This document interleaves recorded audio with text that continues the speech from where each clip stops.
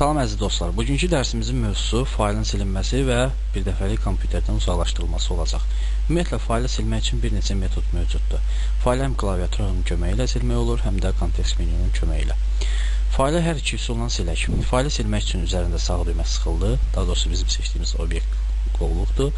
Bu, eyni əməliyyat həm faylı həm qovluğa tətbiq olunur.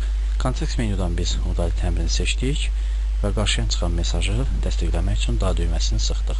Beləliklə, faylımız, qovluğumuz daha doğrusu silindi və korzinaya, yəni zibil qutusuna göndərildi. Digər üsulla faylı silək. Faylı silmək üçün obyekt qeyd olundu, klaviaturada delete düyməsi sıxıldı və təsdiqləmək üçün daha düyməsi, yəni hə düyməsi sıxıldı. Beləliklə, bizim sildiyimiz obyekt korzina adlanan obyektə göndərildi.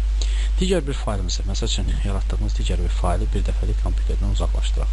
Bir dəfəlik uzaqlaşdırmaq üçün klaviaturada shift düyməsi sıxılıb vəziyyətdə delete düyməsi vuruldu və beləliklə göstərilən əmr təsdiq olundu və gördüyümüz fayl kompüterdən bir dəfəlik silindi. Bugünkü dərsimiz bura qədər.